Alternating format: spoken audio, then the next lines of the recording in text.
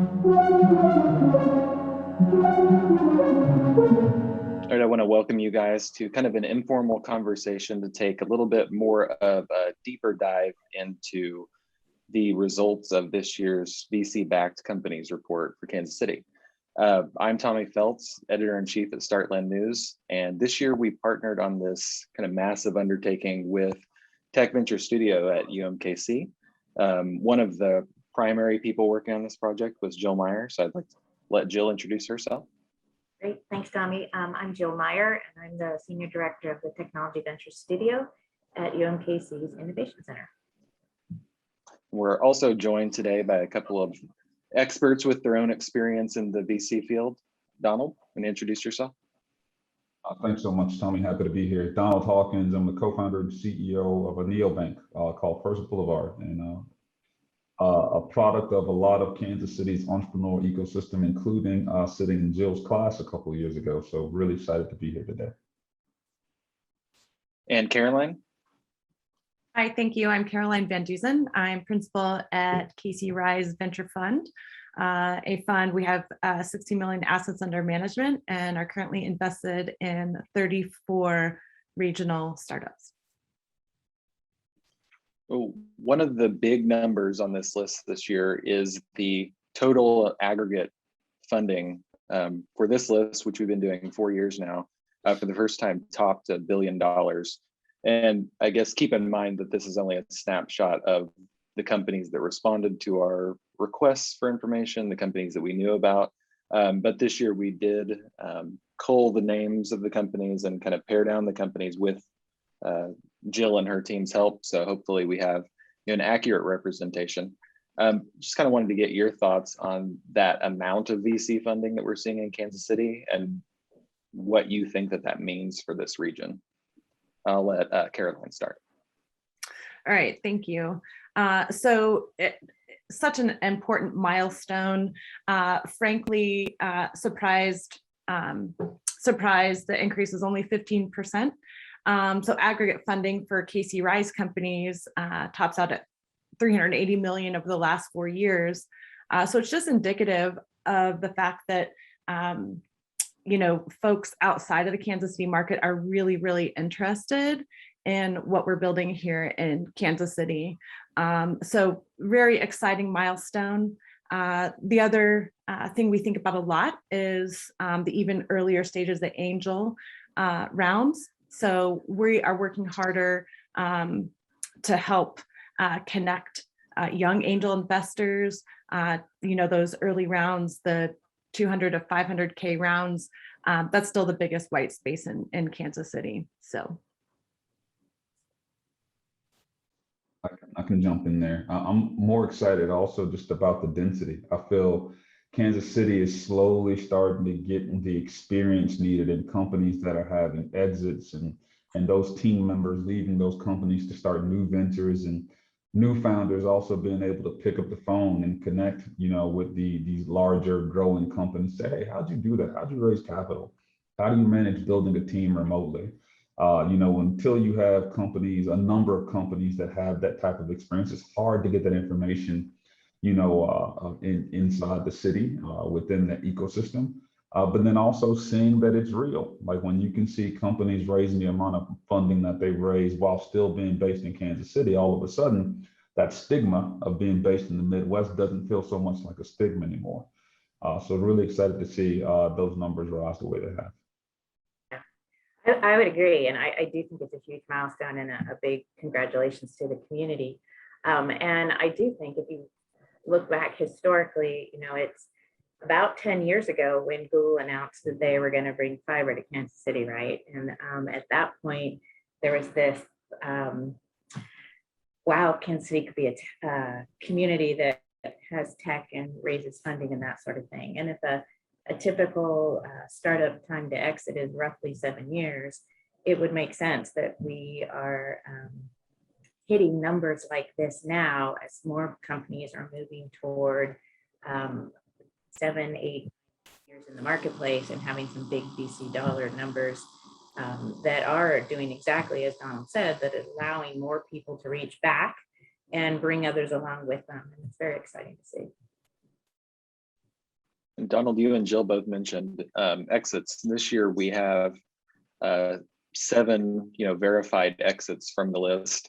We will have 2 more included in next year's list with exits that are kind of pending. One of them may even be by next week, depending on how you kind of count the days. So what do you guys make of, those exits or that big kind of cohort of exits this year? Jill kind of mentioned it could be related to that life cycle of the startup and the impetus for a lot of the startup growth being in 2012. But any other observations you three might have about why we're seeing these exits now? Is it pandemic related? Is it something else? Yeah, I'll defer to Caroline and Donald on the money side, but valuations are at an all-time high everywhere right now. And so as a founder, being able to have the opportunity to exit on high valuations, this is just good timing. Whether that's a result of the pandemic or not, I'm not expert enough to be able to say that. So I think that, coupled with the inflow of capital, that there's a lot of capital in the market right now, and the fact that we've had these building years of resources toward these companies to get them to a stage that they could exit, is kind of all coming together at this point. Yep, I would agree. I think valuations have a lot to do with it. Market timing, the influx of capital, certainly, and the spaces are just really hot. And I do think it's a result of the pandemic. Technology that resources that weren't tapped into all of a sudden were critical, and things like supply chain and HR tech that was helping companies work remotely and support their workers. I think it's all the things. Yeah, and I think piggyback on that also, Tommy, is I thought the Midwest also has a really interesting mix of ventures that focus on profitability, versus outsized returns too. And I think a lot of that has to do, and I think Carolyn, you can speak to this too, just around the lack of capital in some of those earlier stages. So founders have to do as much as they can with a little bit less in many cases.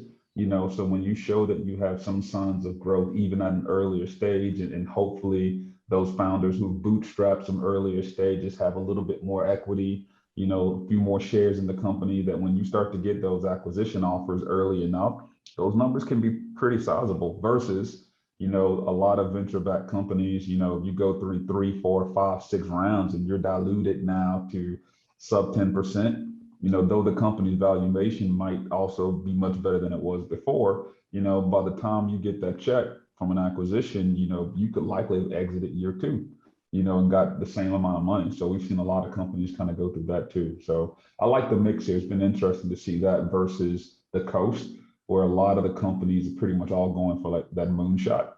Here's a pretty good mix. Yeah, certainly. Love the capital efficiency of our Midwest young companies, and and the established companies too. There's a lot of corporate customers for the B2B tech. There's a lot of customers and great mid-market companies in the Midwest that make B2B companies really, really attractive. Donald, you mentioned kind of the stages of startups and how they're maybe experiencing the VC process differently. What kind of changes have you seen as a founder and serial entrepreneur? What kind of changes have you seen in your experience with Casey's either funding ecosystem or VC system, however you want to think about it? It's been interesting, right? I feel like VCs here are pretty accessible, but the elephant that's been in the room now for a number of years is still that early stage friends and family angel funding.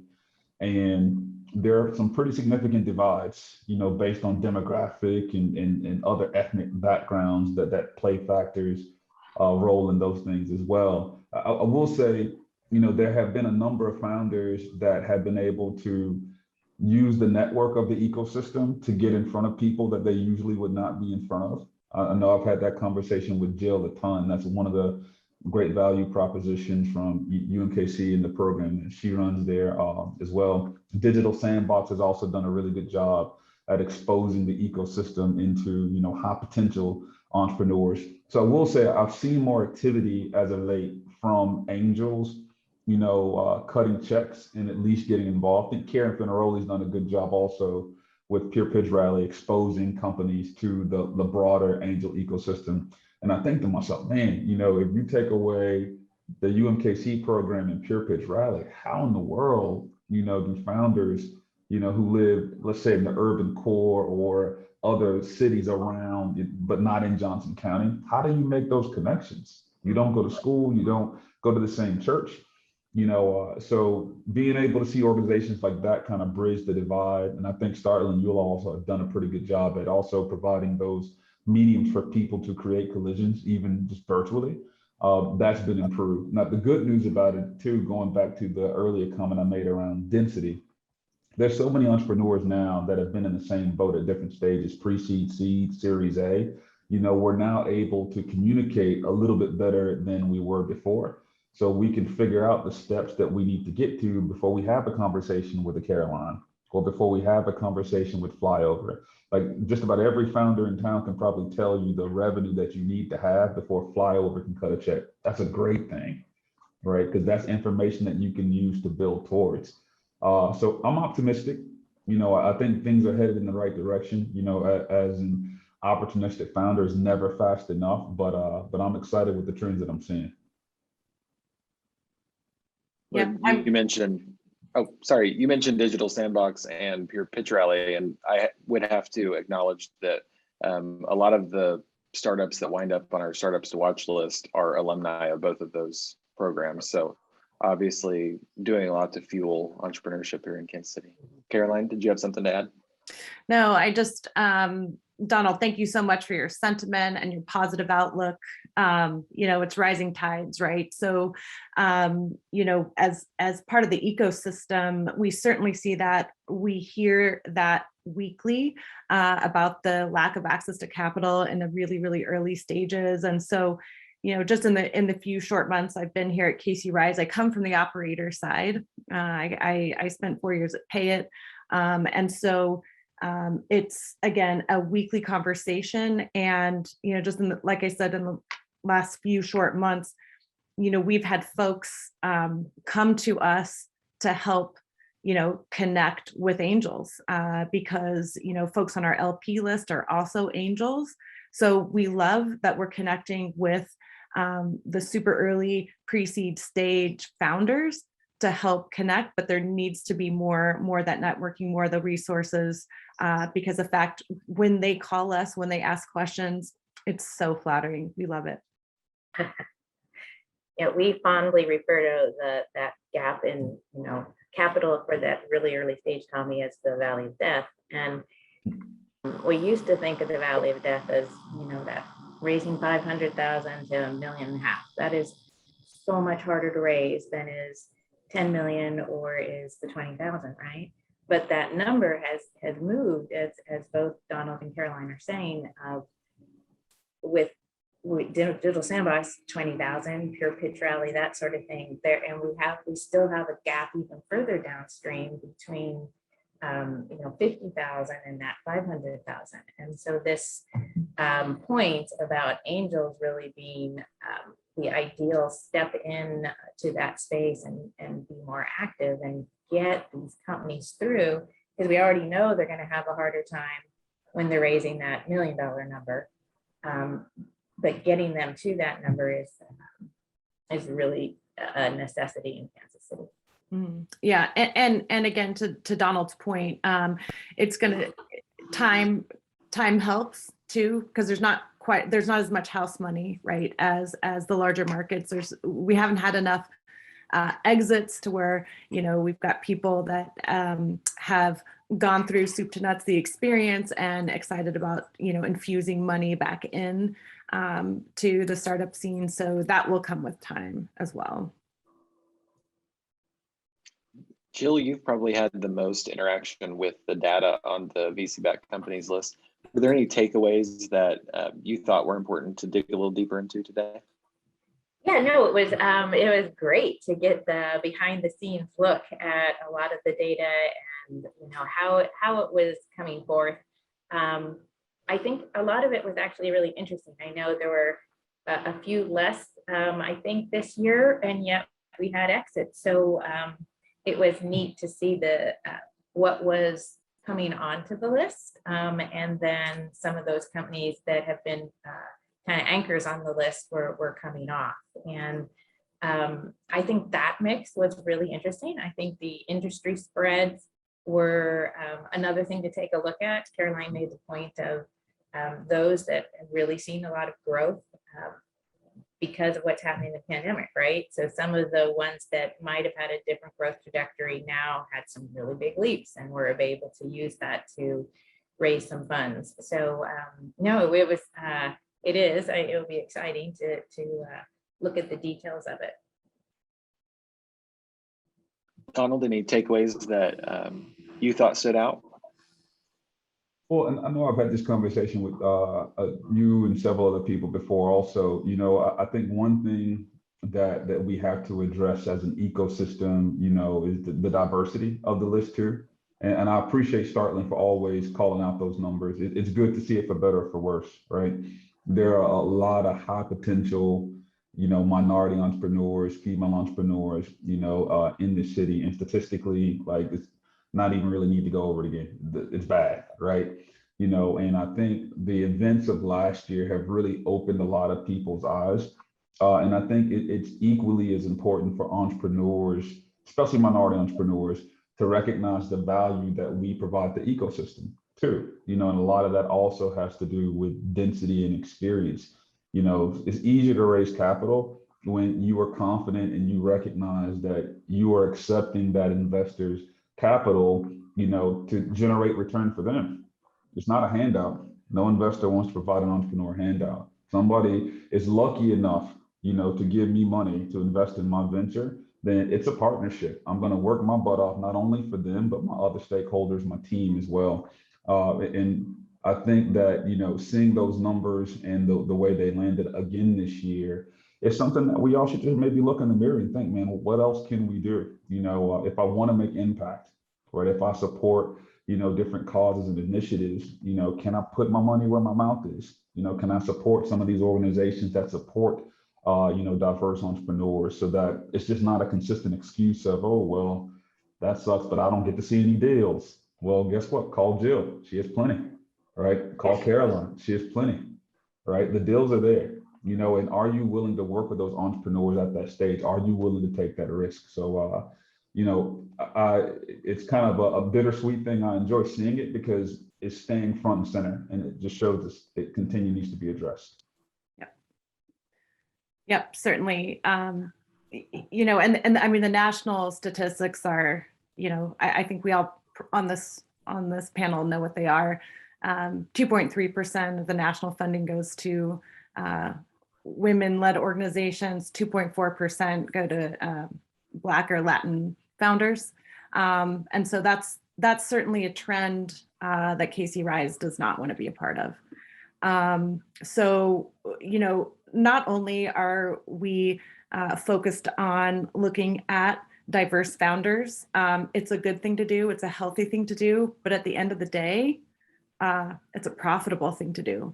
There's statistics in the business community that more women, more people of color on boards and leadership positions, the company ends up being more profitable. So it's a great investment strategy, and it's a great social strategy. We are not a nonprofit. We're not an impact fund, but what we're super excited about. So our fund 2, we have 14 investments. 9 of our 14 investments, that 64% of the companies are either women led by a woman or a person of color, or both. We're very much paying attention to it. And in addition to that, we have met and continue to network and work with investors from larger markets from Chicago, from California that are impact funds that do focus on diverse founders. And then we're able to trade deals with them. So it's certainly part of a rising tide that we see, that it's just good for the community, it's good for profitability, and it really has turned out to be, an important focus for us. Congratulations, Caroline. Y'all gonna get some good returns from that. I know. Sure. So I just add one last thing is that when you look at the reports, this is top VC backed, right? So it's the intentionality of bridging activity that is happening at the early stages to help a business get to a VC level raise. And that activity is crucial. Making a bridge that allows people to go from a grant funded early stage friends and family sort of round to walking the walk. Being a VC backed business, having an exit is something that we can look at. Tommy, there was one other stat that was you had brought out in the data about the percentage of companies that receive PPP funds, and it was a high number, 85, 84, something like that percent. And I looked at that and was working with the very early stage infrastructure type companies, that the early stage techs were the opposite. Really, they didn't meet the criteria for PPP. Many of them were not in business long enough. You don't have enough employees that are actual employees to count salaries and things of that nature. So it was great for me to see that difference on companies that had grown to the size that they were receiving VC, that they were also able to really take advantage of PPP and use that to help them to stay in their position or grow in their position during this pandemic. So I found that one to be interesting because it's not what I've been looking at for the past 18 months.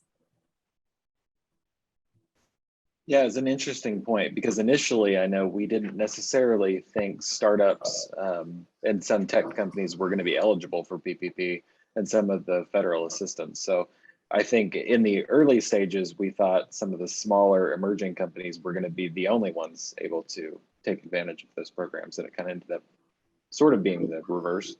Right. Caroline, were there any other takeaways from the report that stuck out to you that we haven't talked about yet? So again, compliments to the report. It's a great comprehensive view of what's going on in the city. What we like to look at too, being that we're regionally focused, is the economic impact and the growth of headcount. So that's, that was, an interesting finding of the report. Is that headcounts have grown, which is what we love to see, of course. These are great jobs with startups. What we found is that the average salary startups in Kansas City is $93,000. These are great jobs. They have bright futures. So one of the things that, I really try and focus on at Casey Rise is to talent match. So, that's matching people within our network with our portfolio companies that are needing to grow their teams. So Spear Power Systems, which just exited, they went from 40 to 80 employees. When I joined Pay It 4 years ago, they were sub 20 employees, are now over 120 employees. So it really takes special leaders, special founders to grow teams that make a difference and support those headcounts. Backlot, of course, went from 10 to 100. Super Dispatch and Doppler are hiring like crazy. I think Doppler doubled their headcount since we invested a couple of years ago. So that was another really exciting, statistic to see that 15% job growth, headcount growth within the ecosystem. Well, Donald, I have a question for you again from the perspective of a founder. And just somebody familiar with the ecosystem. We've seen Casey Rise Fund 2 pop up within maybe last 9 to 10 months, and then 3 other pretty significant funds locally what does that tell you about the ecosystem and about what this list may look like next year or the year after that? Yeah, it's interesting. I mean, it's exciting from an entrepreneur's perspective because it proves that LPs have high confidence in a lot of these funds and their ability to make bets on the winners. I think that it is extremely important for these funds, very similar to what Caroline does with Casey Rise, you know, to lean in to the ecosystem. I mean, everybody's always looking for deal flow, but the deal flow, you know, might not be exactly what you want or where you want, you know, so you have to develop and cultivate, you know, that new generation of entrepreneurship. So I feel, you know, especially with some of the fund sizes that I've heard, I mean, crazy big funds, you know, and a few others that I know are also in the works right now with crazy, you know, amounts of money as well. You know, the question is going to be, you know, how does Casey look on the supply side, right? You know, because those funds have to be deployed somehow, some way. And I think if the funds all really kind of see it the same way that Caroline and her team does, really just by leaning into the ecosystem, being involved at the earliest of stages, making connections to LPs, you know, I mean, what a great connection, you know, that Caroline could make to an LP to come on board as an early stage investor, knowing that when her fund comes around to invest a little bit later on down the line, that valuation is likely going to take a nice little bump, right? That's a win for everybody. So, I mean, the pieces are there, but we still have to fix that large gap that we mentioned earlier. But it's, again, exciting to see that LPs have confidence, you know, in local funds to make bets. Well, you guys have mentioned the gap a couple of times. What else do we need to address in the ecosystem to get some of these numbers higher? And which numbers do you want to see higher, or which ones are the biggest indicators, I guess, of performance? Caroline mentioned, you know, head counts. What else should we be looking at? I mean, I'll start with you, Jill. yeah, I'll jump in and I'll say we really do need to be looking at the percentage of women and percentage of people of color. And that alone should be a driving indicator for us of, are we doing the right things at the top of the pipeline that is driving businesses to VC and to exit. So in addition, I'm never going to say regardless of, in addition to what we need to be doing to fill that hole of early stage funding, right? And some of that is exactly what's being talked about, of bringing in angels to a startup at an earlier stage. So a variation on mentoring. We need to surround our Kansas City businesses with a more intensive network connection to help them navigate. Donald mentioned earlier that it is difficult if these aren't the people that you normally interface with. If this isn't who's your neighbors or at your church, it's difficult to say, how do I enter? I think previous to the pandemic, you know, the tech community held a lot of networking. In fact, a lot. And to the point that sometimes I would talk with our founders and say, if I see you at one more thing, you know, joking, like, get your head down and work on the business, enough of this, right? But we've now, of course, with the pandemic, Zoom's been terrific, but we've gone the opposite direction. And for people who aren't familiar with the network or comfortable with how to enter it, it's made it even that much harder for them. So to answer your question, Tommy, while I'm not saying we need to start, you know, having pop-up networking, there needs to be some focus and thought around these entrepreneurs that have been coming up with ideas and working during the last 18 months and don't know how to get to those early stage resources, those early stage mentors, and then even ideally angel investors that will mentor while giving early investment funds to get them through that. I got another thing I can add to that too. It's a little bit boring, but something that has to be addressed. I also feel that a lot of energy needs to be placed into talent. You know, we raised a pretty significant amount of money, and you know, attempting to hire, locally has been a challenge. I joke with a lot of the other entrepreneurs, especially Beck from Super Dispatch. I'm like, bro, stop hiring. Geez, like you can't hire. You're always competing with Beck or Sandy. Like everybody's hiring at the same time. But that just shows that we don't have enough, here in the ecosystem. And that's something typically that startup founders don't really get involved with, but it impacts us nonetheless. So there, I know Troy Carlson is working on some things. I know a lot of different entities in town are working on helping to develop new resources, to develop talent here. I think that is going to be of the utmost importance, to really build out the ecosystem that we want. We want jobs to stay here. Well, we need the people to hire, to be here as well. Another conversation that I had with an entrepreneur that was really interesting too, was even recruiting people, has been tougher, nowadays to get them to Kansas City because everybody's working from home, right? So what does that opportunity look like, not only for the employee, but for the employee's spouse and kids and other family members that want to live nearby? Who's hiring? What are those jobs? That's something that I really hope that people pay a lot of attention to. And it might not help my generation, of ventures. It might be the next wave or the wave after that, but it's going to have to really be a primary focus.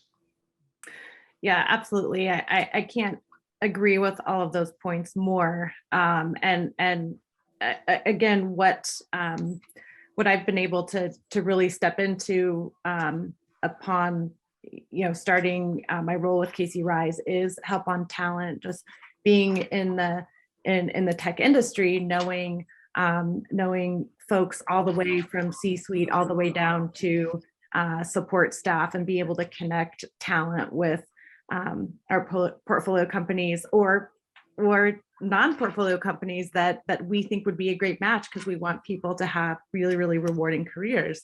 And I was talking with a recruiter out of Chicago just this week, saying they've never seen anything like this job market in their lifetime. There's nothing like it. Salaries are incredibly high. Looking at in-market salaries and adding 20% to that number is what I've been doing the last month.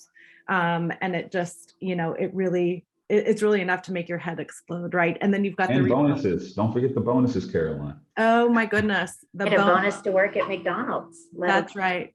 That's right. Yeah. And, and thinking about, remote work. How do we attract people? We can, as tech companies, you can hire somebody, but all of a sudden we're now, competing, Donald, not only competing against Beck or Sandy, but competing against firms in Austin and Chicago, because they can hire our Kansas City workers to work remote for 50% salary bump. So it is an unbelievable challenge. I talked to a founder that was hiring a help desk role.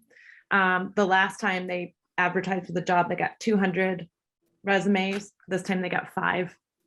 So, I mean, it's a challenge that absolutely is almost mind blowing. But again, it is really exciting to just be able to connect people with talent and then see that ecosystem grow and going back to, I know at Pay It, growing quickly, adding headcount quickly, tapping into really the culture, right? The culture of the company, making it an exciting and rewarding place to work so that they bring their friends. I mean, there's nothing like that. On that culture of a company, Tommy, is the culture of Kansas City. And as a community, being able to identify that culture so that people do want to come. So it is bring your friends. So it's, wow, the buzz around a tech destination, or I want to work there. This talent issue is going to be long and expensive, right? And we are definitely seeing that. Yep. From a city standpoint, the ability to be able to sell the city as the buzz place, right? You don't need to go to the Valley. You don't need to be in Austin. You don't need to be in looking at some of those peer cities and saying, okay, how do we get that culture that Caroline's talking about in a company, that we buzz it for the entire city, so that the young grads coming out with the talent skills that we need to be hiring are going to say, "Ooh, I'd love to live in Kansas." Certainly. And go for it, Caroline. Oh, I was just going to say, we were talking about diversity from a founder standpoint, but from the talent standpoint, I mean, we're looking at trying to increase talent just in the general workforce as well. And I just want to give a plug to UMKC. We see UMKC as being so impactful to our startup community, founders, workers, a lot of tech folks are coming out there. It's an urban school. So, the students aren't necessarily looking to go to DC, go to Chicago, go to the hot place. A lot of those grads stay here with their families, very diverse students, and they just really add to the tech scene here. That is an enormous learning that I've had just in the last few months. I didn't realize what a force UMKC is. Yeah, definitely second that, Tommy. And I got to tell you, I'm a little disappointed that there's no Chiefs index, in reducing the salaries around here, man. Like, you want to come to a city with a winning team, like this is the place to be. Yeah, absolutely. Well, I want to thank you guys for offering your insights on both the list and the broader ecosystem. And I'm excited that there are, things in the works that we haven't talked about today that I think are coming from a variety of organizations and funds that are going to help address some of these gaps in the next year that we'll be reporting on in the coming weeks that really are going to, I think, be game changers for the community. So there's a lot more conversation to be had, in the coming months, and we'll be doing this, deep dive into these numbers on startlandnews.com, but continuing to, cover these companies, whether it's exits or fundings or even failures as they go, and see what we can continue learning from them.